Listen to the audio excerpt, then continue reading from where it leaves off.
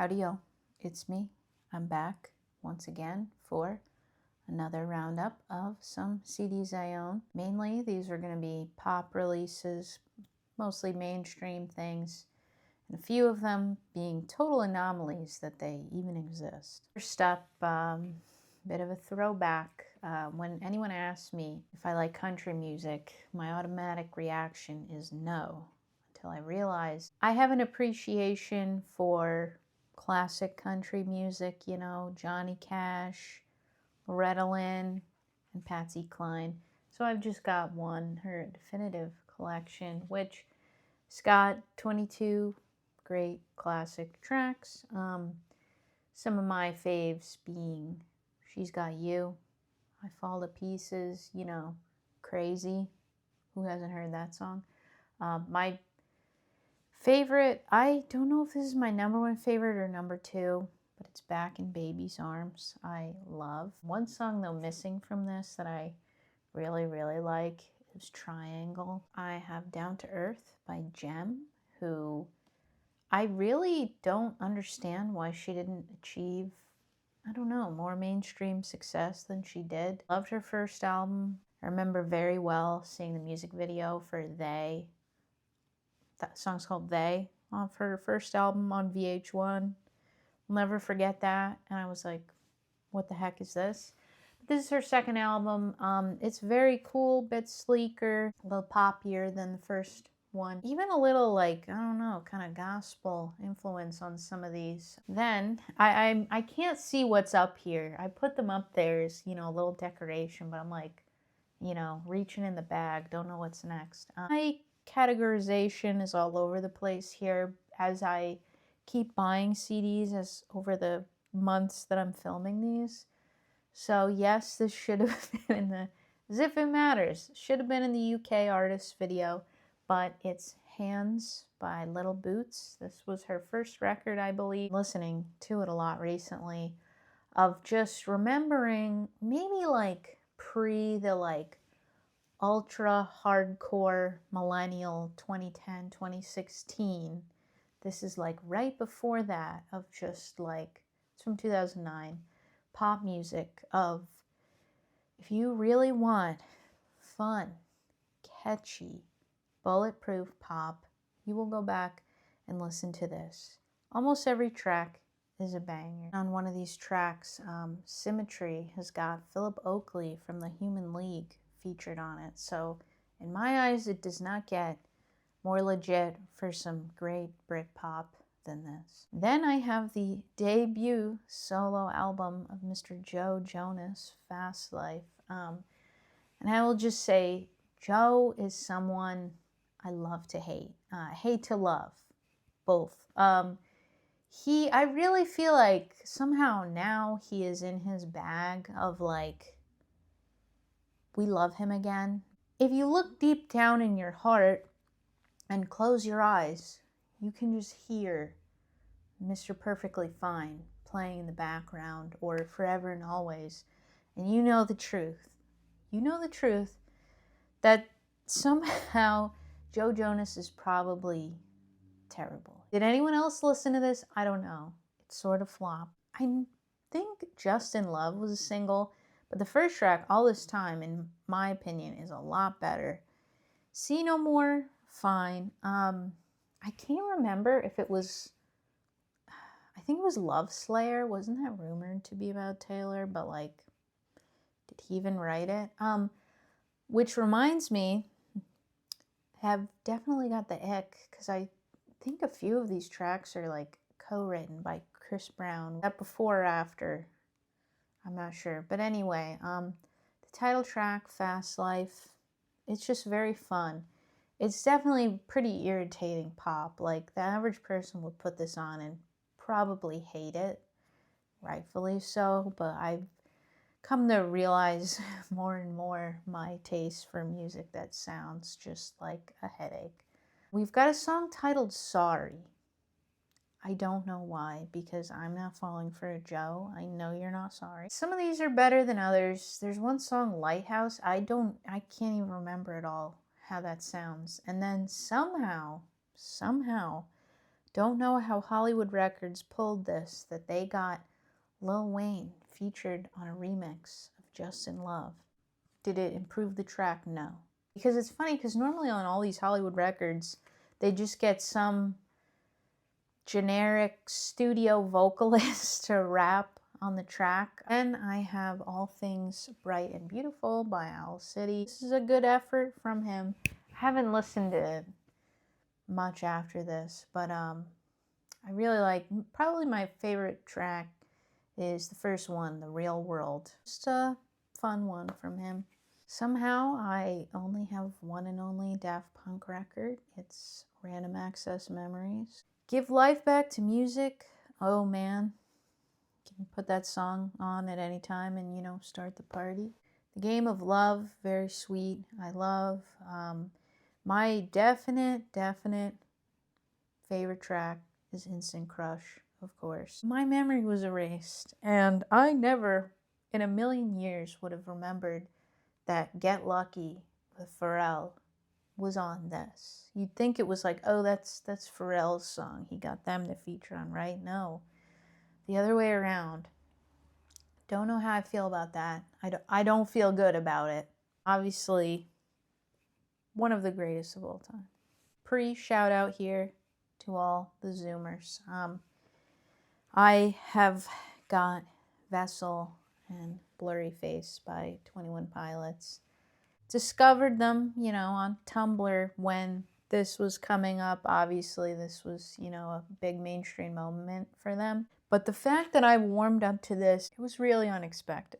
I don't think they're bad in any way, but part of me feels a little too old for this. The other part of me is just thinking, like, guys, it's too real. It's a little too close to home. So I don't always want to hear this, you know? Especially, too, at the time, I was, like, a pretty good fan.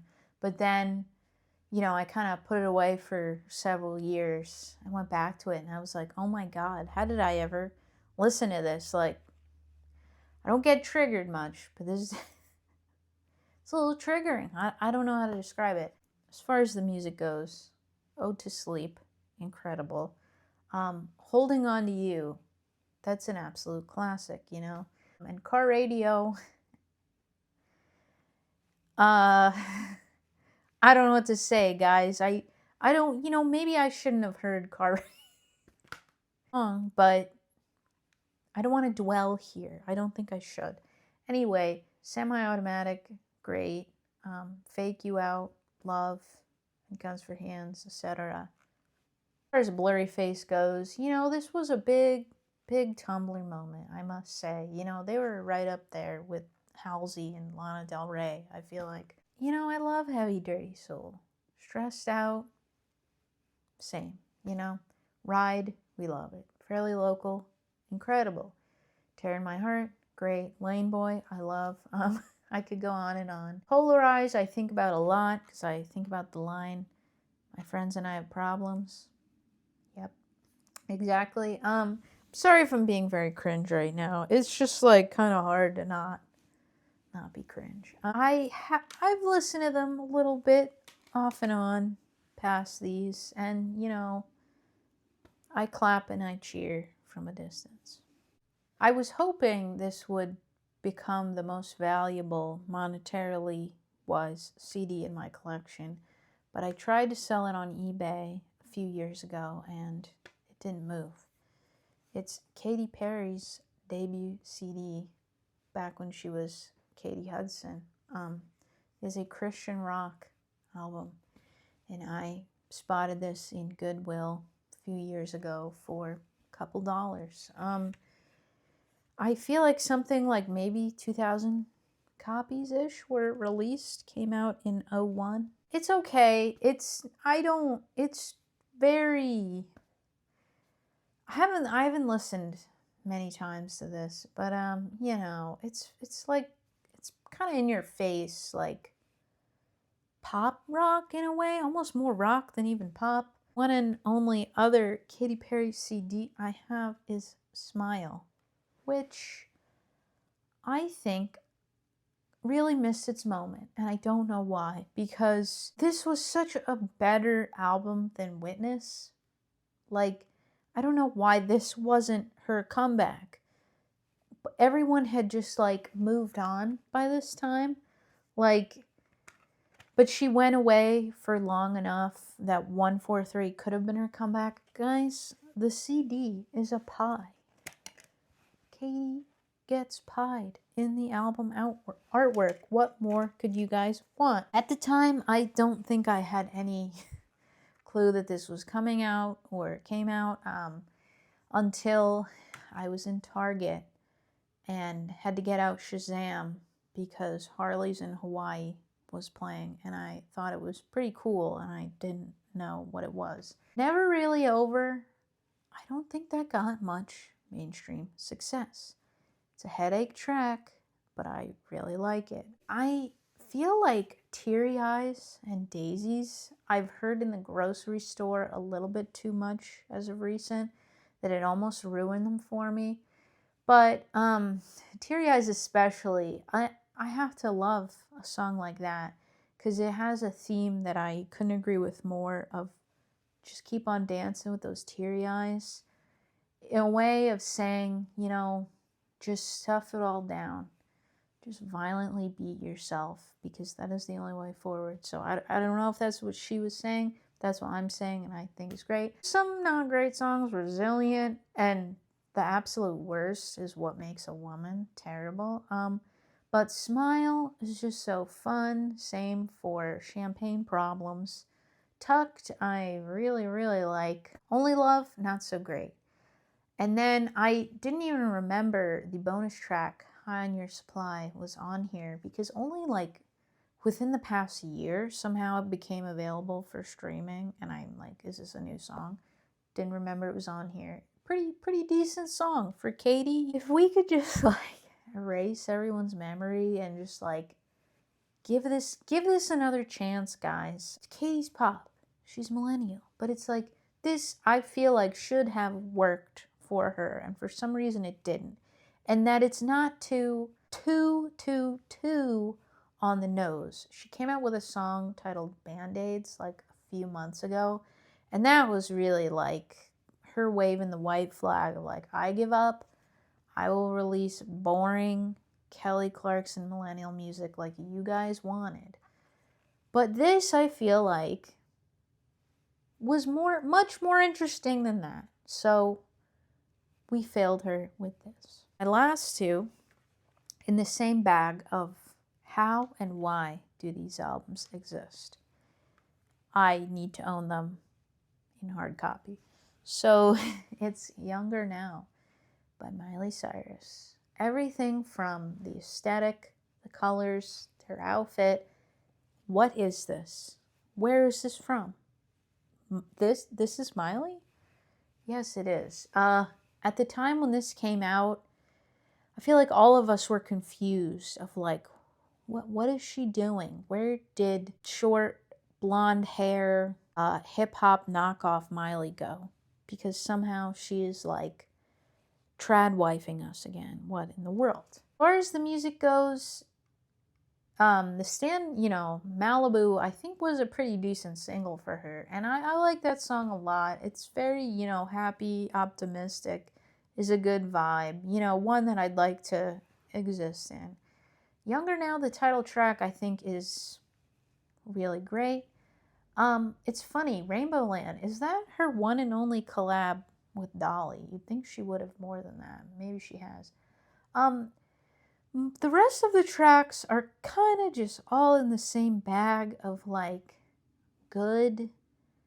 You kind of somehow expect them to be happier, but they're not. Because I don't know one more song to pick out after that. They're literally 4 through 11 are all kind of the same. But yeah, this was just a crazy moment for her. But I think it's great how she has definitely never released the same album twice. I'm gonna land on, I would like to meet one other person with this CD. Is this an obscure artist? Is it rare? Is hard to find. No, it's just Justin Timberlake, but it's his 2018 album, Man of the Woods. As this was coming out, me and probably you thought, what is he doing? What is he doing? Justin Timberlake? Pop boy? He's Man of the Woods? What? What is he doing here? Why is he trying to, you know, cash in on the hipster renaissance that had happened? Don't know. No cap. I really liked this when it came out. And I didn't just pick this up. I've had it since 2018. So, as I've said on here before, unfortunately, I can't help it. I'm just a quirky person. But this is underrated. I know people would hate, you know, filthy supplies, but then I come in and I think, these are bangers, guys. They just are. I know in my heart they're not good, but I enjoy them. Midnight Summer Jam, fun. Sauce, I'm skipping. I'm not that insane. Man of the Woods, can't really remember that. Some songs, you know, Higher, Wave, fine. Morning Light, hard skip. There's several skips. Say Something, Flannel, I'm gonna skip. But then we get to the hands down best track on the album, Montana. Actual banger. Go listen to this song right now. It's cool. It's fun. It's got such an amazing groove. I love that song. Remember, if it's Breeze Off the Pond or Living Off the Land that I like more, whatever the one where he says, I think it's Breeze Off the Pond, has got like a pretty good chorus.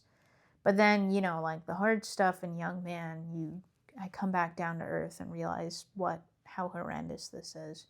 But at the time, I have many memories of driving around my Honda Accord that had a CD player playing this. So, Justin, you know, he's someone I love to hate. I always have this category of people that it's like, you know, deep down, somehow they don't have talent, really, but they're, like, so popular. So, like, him and, like, Matt Damon are, like, people love them, but you know, there's something, like, they have some fatal flaw that they're not forthcoming with.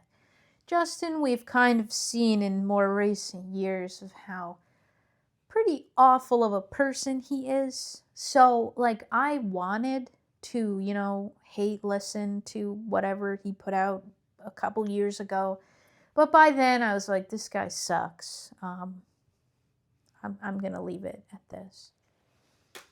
So that's all for now. Just a few more CDs I have. I've got a few videos planned. I'm going to try to go more in depth on some bands that are my absolute favorites that I have, you know, most, if not all, of their discography on CD. I don't know if anyone would be interested in this, try to give a little bit more, like, band history at the time, and maybe, you know, open up a little and show you the disc itself in case you are wondering what it looks like. That's all for me. Thanks for watching.